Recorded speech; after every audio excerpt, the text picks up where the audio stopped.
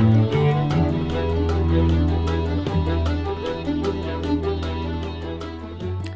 everyone, I'm Christina. Thank you for joining me here at Books Beyond the Page. Today I'm going to be discussing a little bit with you this month's read, Orange is the New Black by Piper Kerman. Many of you, I'm sure, are familiar with the Netflix series of the same title, and of course the book diverges a little bit from the series. It is still extremely interesting to have this first-hand account of what it's like from inside a women's minimum security prison here in the U.S.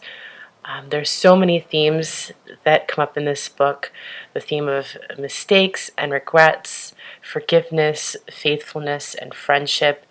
What struck me most was her discussion of bravery and survival. Early on, she writes, I had only the most tenuous idea of what might happen next, but I knew that I would have to be brave, not foolhardy, not in love with risk and danger, not making ridiculous exhibitions of myself to prove that I wasn't terrified. Really, genuinely brave.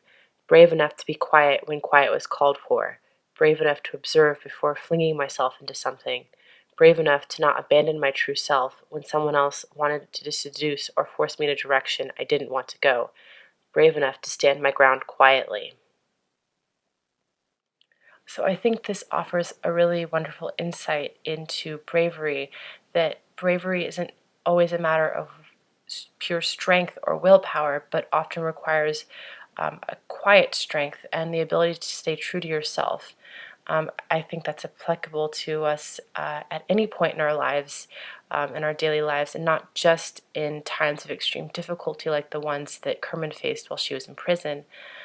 Ultimately, though, Kerman uses her book to make a case for reforming the American prison system, which she describes as severely underfunded and ineffective.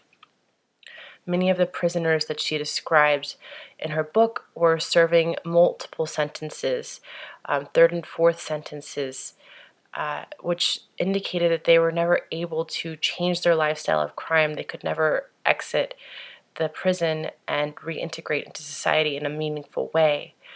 She also touches on the fact that minimum security prisons are used to house prisoners for sometimes absurdly long sentences for what seem to be minor offenses.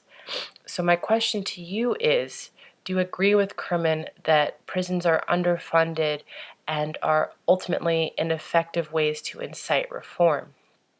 As always, I would love to hear any and all of your comments and thoughts about Orange is the New Black below in the comment section of this post. I hope you keep reading between the lines and beyond the page.